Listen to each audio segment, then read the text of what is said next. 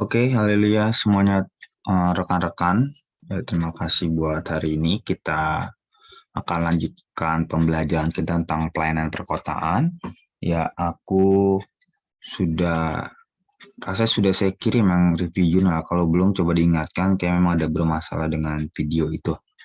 Nah, hari ini kita mau coba membahas lagi lebih dalam lagi terkait dengan pelayanan perkotaan yang pernah kita kupas sebelumnya, tetapi kita mau lihat sisi-sisi lainnya, khususnya bagaimana strategi untuk pelayanan perkotaan. Ya, kita sudah belajar bagaimana kita orang percaya dipanggil untuk memberitakan perbuatan-perbuatan besar dari Dia. Ini suatu konsep yang turun-temurun itu harus dipertahankan, gitu ya. Ya, kata memberitakan ini bukan semata-mata karena amanat agung, tentu prinsip pertama amanat agung, tapi ini menjadi suatu prinsip dalam artian esensi daripada iman Kristen. Ya, apabila iman Kristen tidak melakukan ini, sebenarnya dia sudah tidak beriman kepada Tuhan. Ya, ini suatu ajaran yang tidak bisa kita hindari. Ya, nah, kan kalau kita lihat kan sekarang sudah banyak gereja-gereja mega church di mana gereja dicari.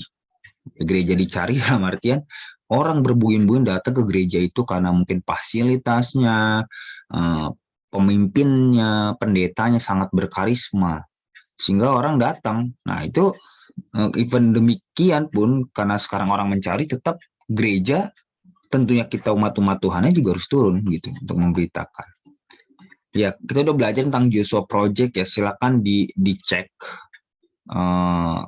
rekan-rekan terkait dengan data-data dari Joshua Project. Ya, lihat di situ bagaimana tempat-tempat yang masih disebut sebagai unreached people, ya, terabaikan. Ya, dan terabaikan di sini bukan semata-mata karena daerah, tapi juga ini bicara mengenai suku yang ada di wilayah-wilayah yang terbebas, dalam artian ada wilayah-wilayah tempat di mana tinggal dia move ke Jakarta atau ke kota. Nah, mereka pun termasuk hitungannya. Ini Dalpers menjelaskan terkait dengan pentingnya prinsip perkotaan. Lalu kita belajar 3 rintangan dalam misi perkotaan ya, pribadi, teologis, dan gerejawi. Ya, dan kita sudah belajar konteks yang perlu diperhatikan, ada konteks sosial dan konteks agama. Ya, kita harus melihat bagaimana kehidupan sosial masyarakat kota dan kehidupan beragama masyarakat kota. Kita sudah belajar bahwa kehidupan sosial masyarakat kota itu sebagai pusat kegiatan itu pasti banyak bertukar informasi. Jadi memang pengetahuan daripada masyarakat sosial itu sangat tinggi sekali. Nah, di sini kita sebagai seorang pelayan ditempatkan di perkotaan dan menjalankan misi Allah, kita harus membangun komunikasi yang lebih tinggi. Ya. Lebih tinggi dari arti apa? Kita mencari sebanyak-banyaknya informasi supaya kita nggak kelewatan. Teknologi membuat akhirnya informasi semakin banyak diketahui dan direspon oleh masyarakat perkotaan daripada masyarakat perdesaan. Jadi kalau kita lihat memang tren daripada masyarakat kota itu cepat banget trennya. Dalam artian berpindah-pindah cepat. Ya mungkin 2 bulan lalu drakor sangat lagi naik-naiknya, tapi tidak dengan 2 bulan akan datang mungkin. Mungkin ya 2 bulan lalu kita sangat heboh dengan cerita Layangan Putus kan ya. Itu heboh semuanya itu. Tapi sekarang kayaknya udah senyap-senyap tuh, nggak lagi. Nah itu karena begitu cepatnya tren itu berubah di masyarakat kota. Yang di sini tugas kita untuk melihat tren itu bukan untuk mengikuti lalu kita masukkan dalam gereja, tapi kita mulai mencari tahu apa yang harus kita lakukan untuk meresponinya. Tentu ada strategi-strategi detail di bawahnya. Ini prinsip yang saya sampaikan, tapi ada strategi-strateginya. Yang pasti ini dia, jangan pernah membuat satu keputusan besar yang mengikuti tren. Itu prinsip. Jangan mengikuti atau melakukan keputusan yang mengikuti tren. Ya. Konteks sosial juga interaksi sangat kuat. Iya. Aktivitas sejenis itu sangat kuat. Itu tanpa disadari. Makanya sekarang banyak banget yang namanya komunitas bike, komunitas motor, apa aja di komunitas. Karena memang ketika dia bertemu saja sudah rasa, ih banyak banget kita pengikutnya. Minimal 20 aja, coba bayangin. 20 orang naik sepeda aja. Jadi akhirnya kesamaan itu mendorong mereka untuk membangun suatu komunitas yang sejenis. Karena menurut mereka yang sejenis ini adalah orang-orang yang memahami mereka, mengerti keinginan mereka, mengerti hobi mereka. Jadi begitu mudah interaksinya, sangat mudah. Yang nggak usah lah jauh-jauh. Kita buat komunitas abang tukang sayur aja bisa. Maksudnya apa? Tukang sayur itu ibu-ibu yang beli bikin komunitas pun bisa. Kenapa? Karena begitu mudahnya. Nah, ini sosial daripada masyarakat perkotaan, mudah sekali yang namanya bergaul dengan siapapun. Ya. Secara ekonomi, beragam jenis pekerjaan berpengaruh kepada beragam tingkat pendapatan. Nah, tingkat pendapatan ini juga mempengaruhi cara berpikir seseorang. Sangat kompleks sekali keadaan sosialnya. Dan kalau kita lihat keadaan agamanya pun keberagaman begitu jelas terpampang di dalam kehidupan masyarakat perkotaan.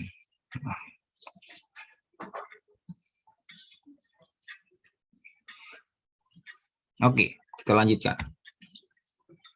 Namun kita juga udah belajar ya bagaimana spiritualitas masyarakat kota itu ya. Jadi memang satu sisi nggak terlalu rasio banget, tapi juga nggak terlalu mistis banget itu masyarakat kota. Ya. Namun memang membutuhkan juga hal-hal yang berbau ritual seperti yoga. Kenapa? Karena memang sudah pusing dengan keadaan kota ini gitu ya. Ya kita aja yang melayani di perkotaan kan pusing banget kan. Nggak berhenti-berhenti A ke B ke C. Ya. Nggak berhenti-berhentinya ini pun karena kita difasilitasi atau diberikan fasilitas oleh apa? Oleh pemerintah kok. Kita bisa move dari satu tempat ke tempat yang lain. Kenapa? Ada kereta, ada transportasi. Nah, jadi perpindahan-perpindahan yang mudah, ya alokasi dalam artian bukan alokasi bahasa saya ya. Fasilitas yang ada membuat kita mudah sekali untuk pindah satu tempat ke tempat yang lain. Nah, perubahan yang begitu mudah itu selama ini kita pandang sebagai suatu keberuntungan bahwa kita bisa banyak mengerjakan, betul. Tapi di sisi lain perpindahan yang begitu cepat, bukan perubahan, tapi perpindahan yang begitu cepat itu justru membuat seseorang itu menjadi stres. Masyarakat kota loh, yang bisa mereka memegang banyak hal. Bukankah dalam pelayanan gereja bisa satu orang tuh pegang semuanya? Kenapa bisa seperti itu? Ya, karena memang mobilitas masyarakat kota itu begitu besar, sangat besar. Ya, makanya karena sangat besar ya mobilitas masyarakat kota ini, sehingga keletihan dialami. Ya, sangat dialami. Dan itu nggak ada tempat untuk bagaimana mereka menenangkan diri ketika mereka pergi makan aja stres juga. Ngantri, beli makanan, bayang itu. Beli makanannya ngantri, udah kita beli. Nah makanya kalau kita melihat ya bahwa masyarakat postmodern ya justru bagaimana mereka sangat ingin yang namanya spiritualitas dalam artian hal-hal yang berbau ritual ketenangan. Nah di sini harusnya masuk gereja masuk untuk memberikan suatu ketenangan. Nah, lalu bagaimana ini kita mau lihat di sini ya, secara singkat, wadah dan sarana pemberitaan Injil. Gereja, kelompok sel, media komunikasi, dan jejaring. Nah, saya kupas sedikit-dikit. Pertama, gereja. Ya, gereja harus jadi pusat pergerakan untuk mewartakan Injil. Apa sih organisasi? Apa sih komunitas yang paling kuat untuk menjalankan misi perkotaan adalah gereja. Karena gereja itu settle, nggak berpindah-pindah. Gereja itu punya organisasi yang jelas. Beda dengan komunitas-komunitas. Dia bisa aja, wah persahabatan, ayo kita yoga dan lain sebagainya. Tapi Setahun 2 tahun kemudian bisa komunitas itu tutup. Komitmennya kurang untuk komunitas. Tapi kalau di gereja, wow, harus punya komitmen yang kuat. Jadi Allah Tuhan dimanapun, gereja. Itu sebabnya nggak heran Paulus ketika melayani, pelayanan Paulus itu dia membangun gereja-gereja. Dia membangun gereja-gereja di perkotaan, dia membangun jemaat gereja di Korintus, Tesalonika. Itu orang-orang perkotaan loh. Kenapa dibangun oleh Paulus seperti itu? Karena di gereja sebagai organisasi ini bisa menjadi pergerakan yang settle artinya apa? Tidak berubah-berubah, tetap kuat gitu. Ya kalau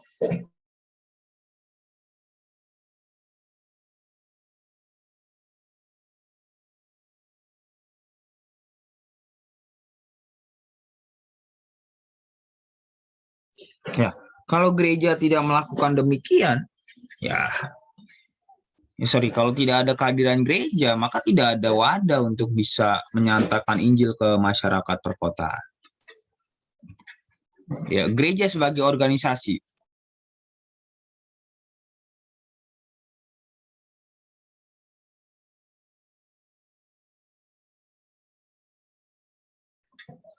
Dari pengajaran Perjanjian Baru, ya itu mudah dirasakan bahwa gereja beroperasi di 3 hubungan. Yaitu pertama tentu ke atas untuk memuliakan Allah dalam ibadah dan pemulihan. Tapi ada ke dalam untuk dirinya sendiri dalam hal peneguhan, pemurnian, pendidikan, dan disiplin. Lalu keluar untuk penginjilan dan pelayanan. Ini 3 dimensi yang gereja lakukan. Nah ini sudah berlaku dari sejak Perjanjian Baru di mana gereja hadir. 3 fungsi ini, 3 dimensi ini harus ada kepada Allah. Yang tadi kan ada pemulihan, menenangkan jiwa hati masyarakat perkotaan itu. Tetapi juga kepada ke dalam. Ada satu namanya afirmasi, peneguhan, pemurnian, pendidikan, dan disiplin. Ya karena kita tahu masyarakat kota begitu mudah termakan tren dan lain sebagainya, maka perlu dilakukan pendidikan dan disiplin. Dan juga keluar penginjilan dan pelayanan. Gitu ya. Dimensi ini harus ada dalam gereja ini. Ya, 3 ini yang kita udah pernah pelajari dalam pertumbuhan gereja. Ya kebetulan ya, bukan kebetulan tentunya, George Peters ini adalah seorang teolog pertumbuhan gereja. Jadi 3 dimensi ini harus ada supaya gereja itu bisa melayani masyarakat perkotaan.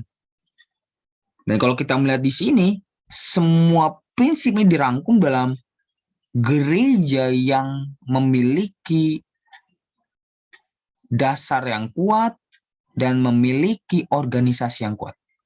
Ini 3 hal ini nggak bisa dilakukan kalau bukan dilakukan gereja. Omong kosong pemuritan yang ada, komunitas-komunitas ada yang dapat bekerja dengan baik, tidak. Tetapi yang dibutuhkan adalah gereja. Gereja yang membuat permohonan kepada manusia duniawi adalah kejahatan terhadap yang hilang. Karena tidak hanya benar-benar tak berguna sebagai sarana untuk menjangkau mereka bagi Allah, tapi bahkan bisa menjadi sarana yang pasti mendorong mereka jauh dari Allah untuk selamanya. Gereja yang membuat permohonan kepada manusia duniawi adalah kejahatan terhadap yang hilang. Dalam artian gini, gereja tidak boleh mengemis-ngemis untuk bagaimana dirinya tetap settle kepada manusia. Kehadiran gereja adalah keinginan Allah. Nah, keinginan Allah itu seharusnya bukan dilakukan dengan ketakutan atau kekhawatiran bagaimana supaya ini berjalan, tapi justru dilakukan dengan suatu keberanian dan ucapan syukur bahwa gereja hadir untuk melayani mereka yang terhilang. Nah, kalau kita meminta permohonan supaya gereja kita kuat, dana segala macam, ngemis-ngemis kepada manusia duniawi, itu adalah satu kejahatan justru. Ya, terhadap siapa? Terhadap manusia yang terhilang yang harus diselamatkan. Itu sebabnya ketika kita mau membangun gereja atau cabang, jangan lupa 4D. Doa, daya, dana, data. Doa, daya, dana, data. Ini penting sekali. Ya, ini penting sekali. berpikir bagaimana itu gereja berjalan, cabang itu berjalan, harus berpikir dari 4 hal ini. Ya, saya setuju sekali dikatakan oleh Roy Fish, dalam membawa yang hilang kepada Kristus ada 2 hal yang harus selalu dilakukan. Pertama, sebuah kebutuhan akan kebenaran rohani yang menyelamatkan harus diciptakan. Kebutuhan akan kebenaran rohani yang menyelamatkan. Ya. Suasana daripada jemaat yang membutuhkan kebenaran rohani itu harus diciptakan memang. Karena masyarakat kota ini ya, omong kosong soal kebenaran. Omong kosong, yang penting saya kerja dapat uang. Ya kan, akhir pekan saya ke puncak, makanya nggak usah heran tuh puncak akhir pekan macet banget.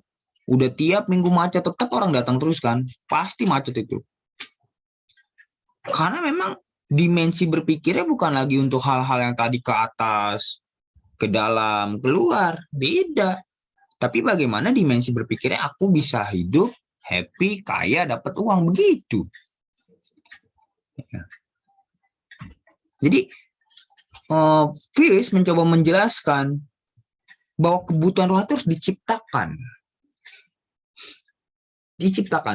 Yaitu sebabnya dalam pengajaran-pengajaran atau dalam konseling atau dalam khotbah di masyarakat perkotaan harus disampaikan betapa mereka membutuhkan Tuhan dalam setiap kehidupan sehari-harinya.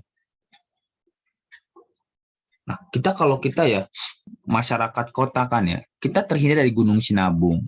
Saya baru saja menulis suatu artikel ya, itu mengenai letusan Gunung Sinabung dan pemahaman jemaat terkait dengan perlindungan Allah. Wah, itu hebat tuh mereka, spiritualitas dan rohania mereka. Loh, kok bisa? Kenapa?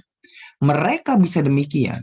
Lihat, karena ada tantangan dari alam.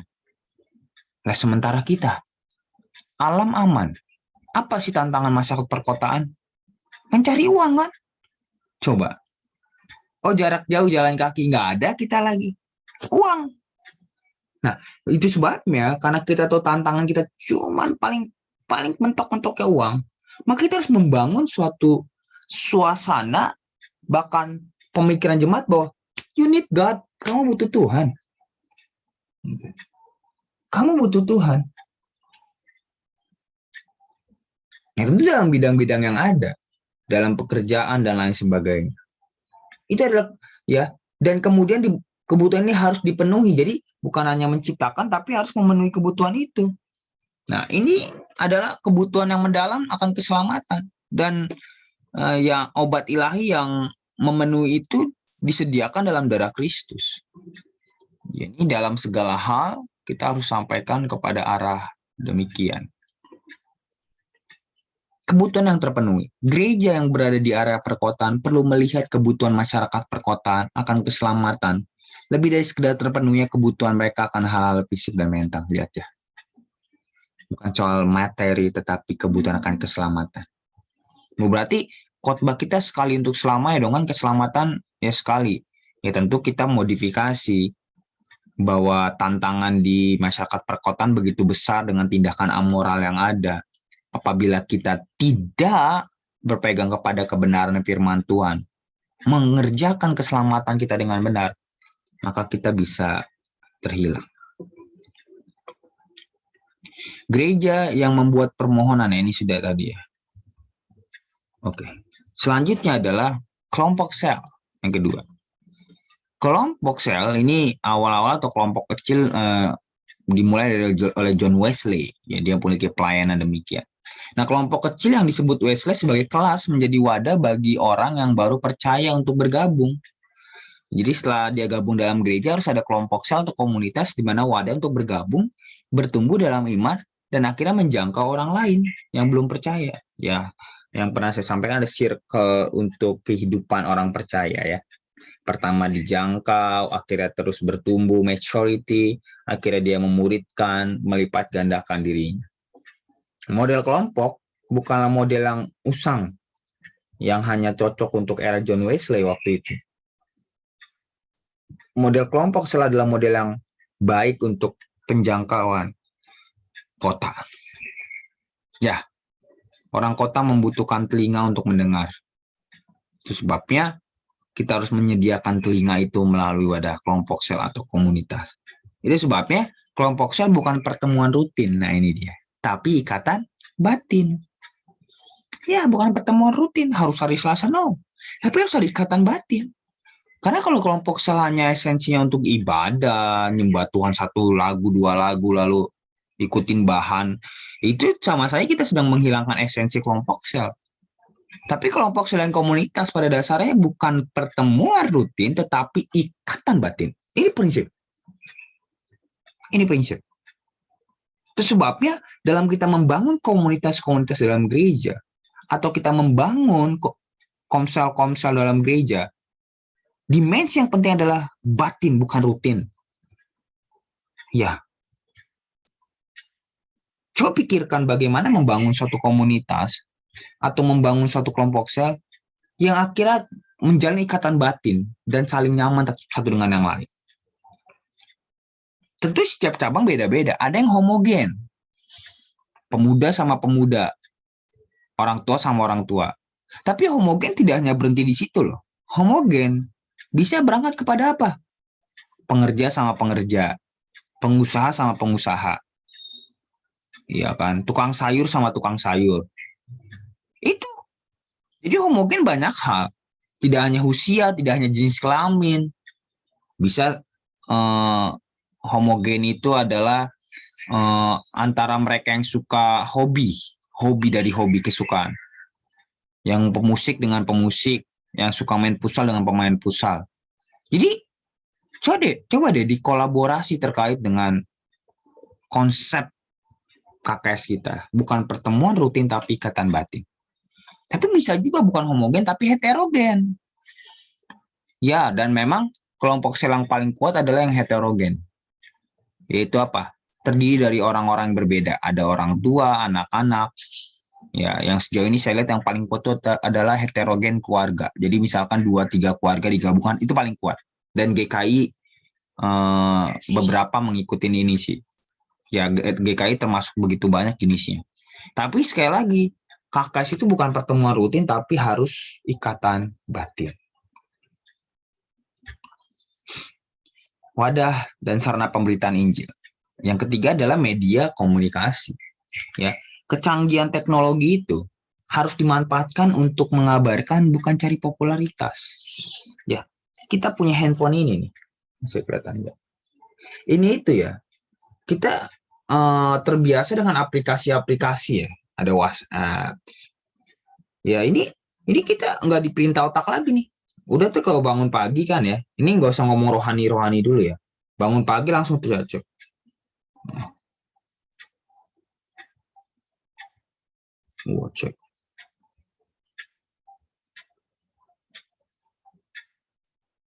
Nah, langsung.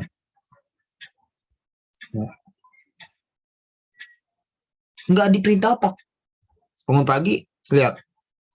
Biasanya sekarang WhatsApp dulu ada namanya lain, sekarang WhatsApp. Dan dia bisa gitu, kayak saya tadi aja. Waktu pegang, lupa kalau lagi ngajar. Bisa tuh.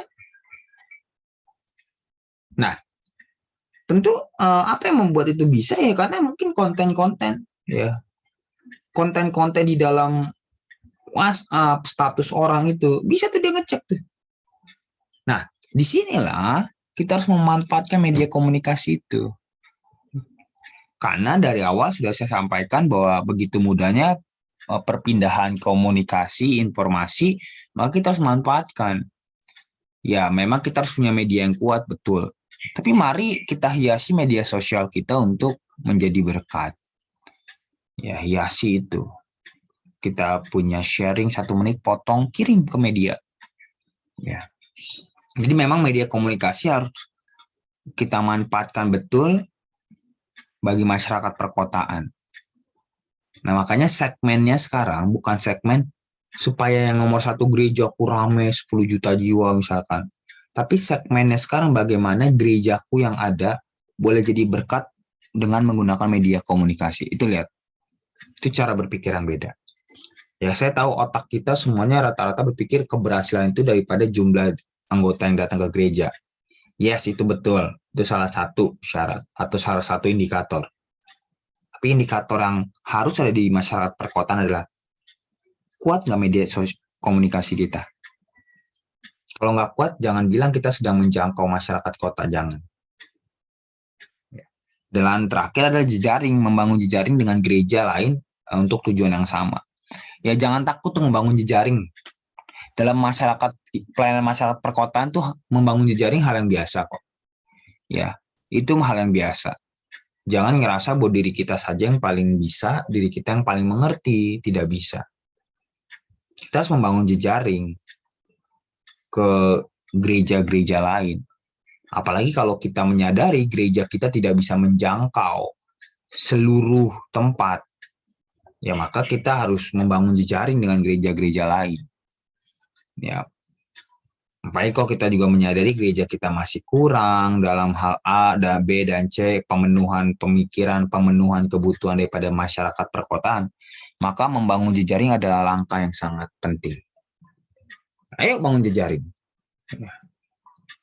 Jangan takut membangun jejaring. Ya kiranya ini ada 4 ini, nanti kita akan belajar lebih dalam khususnya dengan culture. Kita harus berpikir, tapi wadah dan sarana pemberitaan Injil ini harus menjadi prinsip yang harus kita pikirkan dan kita lakukan. Pertama, gereja. Ya, gereja harus, ini dia, mengerjakan 3 dimensi itu. Ke atas, pada Allah, ya kan, ke dalam, pribadi lepas pribadi, pemurnian, dan keluar. Kelompok sel harus menjadi tempat yang mempertemukan batin, bukan rutin. Ya, coba sekarang dicek deh. Kira-kira kaum bapaknya nyatu nggak? Kalau enggak ya udah jadiin kaum ibu. Kalau enggak ibadah keluarga.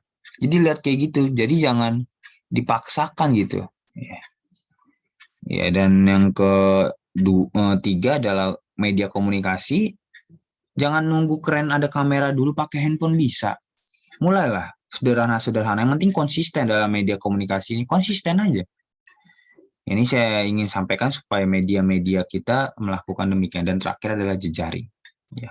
Bangun jejaring dengan orang lain. Nggak usah malu ketemu dengan gereja lain. Bangun aja. Ya. Sambil belajar, sharing satu dengan yang lain. Ya, saya pikir itu untuk hari ini.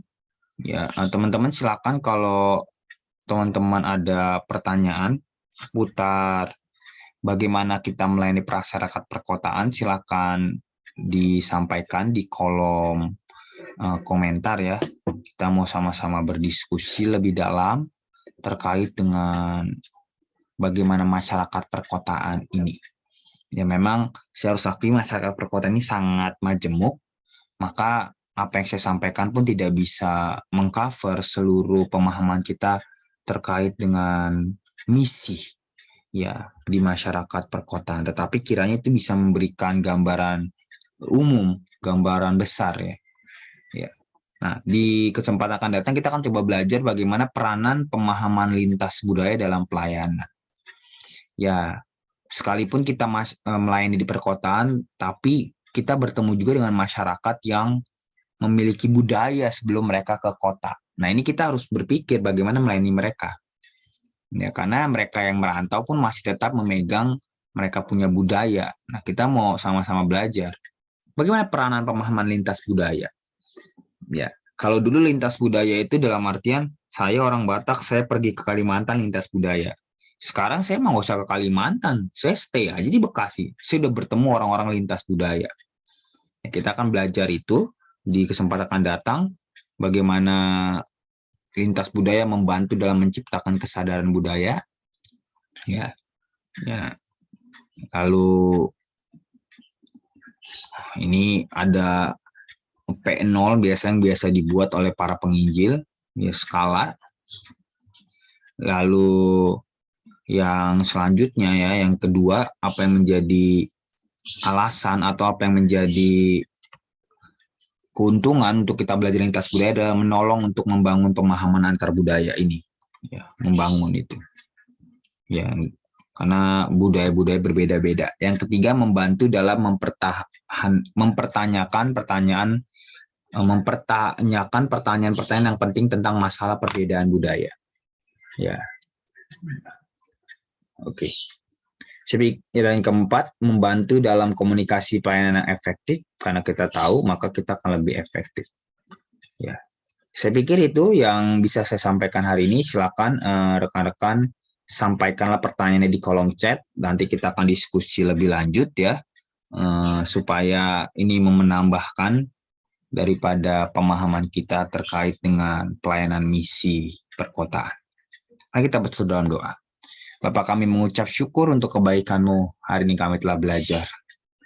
Bukakan hati pikiran kami supaya kami maksimal dalam melayani di manapun Tuhan percayakan, khususnya di perkotaan. Sehat kami, kuat kami, tutup bungkus oleh darah-Mu. Haleluya. Amin. Tuhan Yesus memberkati. God bless you.